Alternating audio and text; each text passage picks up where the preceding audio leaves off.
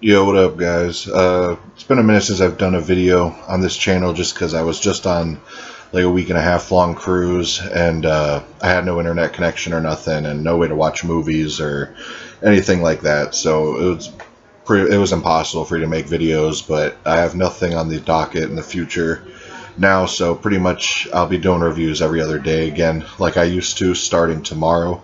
And I haven't watched any movies since I've been back, so I figured I'll start make a video of my top 10 favorite physical releases of 2018.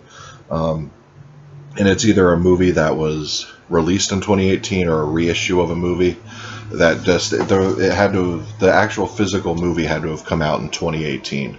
So this is just my top 10 list of that, and this is no particular order. So I'll just start it off with Silent Night, Deadly Night 2. I was beyond hyped when this got announced just because I didn't expect this to get the collector's edition treatment at all. And I could finally retire that double feature DVD I had because now got this on Blu-ray and the first one. So, like I said, this isn't number 10 or anything, like no particular order, but yeah, Silent Night, Deadly Night 2 was a highlight of the year for me. This collection also I was beyond hyped for, and I will have a review for all four of these in a single video. I'll review the whole box set in one video. But yeah, this was also a highlight of the year for me as far as physical releases go. And it was a bonus that I didn't own any of the Rec movies to begin with. And the box I think is the first really sturdy box that Scream Factory had a box set in. Because I think every box set before that had a flimsy box. So yeah, the Rec set, definitely a highlight as far as 2018 releases go. This one, I was really hyped. The Criterion released a Blu-ray of it. That's Silence of the Lambs. Transfer looks beautiful. I'll have a review coming up soon also of this movie and this release in general. Not a huge fan of the cover there, but just for, you know, the extras and the transfer that this came with, makes it a top contender for release of the year. This one, I'm pretty confident it's 2018. I could be wrong, but yeah, I think this came out in April of 2018, and that's Itchy the Killer Blu-ray, and it always looked really crappy, this movie. And the movie, it's not night and day, but it does look a lot better, so, you know, I am pretty stoked that they released this again on like a definitive Blu-ray. Still not many extras. Yeah, there still could be another release with better extras and stuff, but this was one of the highlights of the year just because it's one of my favorite movies of all time. So that's Itchy the Killer. Another release I was really hyped for that came out the same time as Itchy the Killer was Leatherface. This is my favorite Texas Chainsaw movie, and really glad they released a Blu-ray of this, of the unrated cut also. And I never had the problems that a lot of people had with this movie as far as the haloing or whatever it was went. So yeah, this was definitely another highlight for me.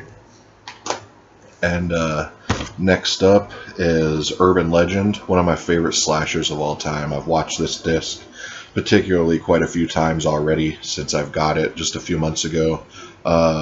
Love the extras, love the new cover art, just love the movie, and transfer looked good. Looked amazing actually. So yeah, this was definitely one of the highlights of the year as far as like reissues go of old movies. Then I gotta give mention to this movie too, the new Maniac. Transfer looked amazing. It's just one of my favorite movies of all time.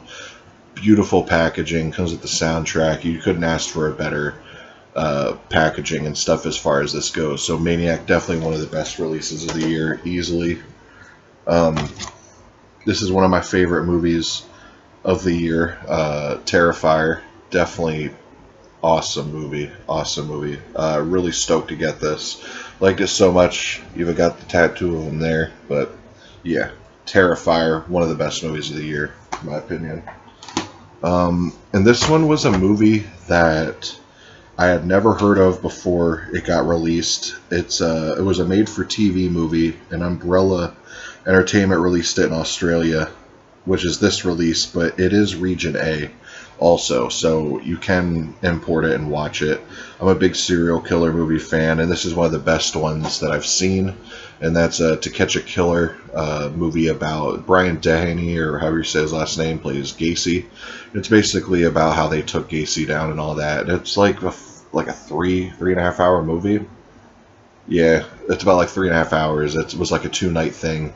It's a really good made-for-TV serial killer movie. I definitely recommend that one. Best movie about Gacy, for sure. And this last one, it's like a 3-for-1, just because they kind of all go together.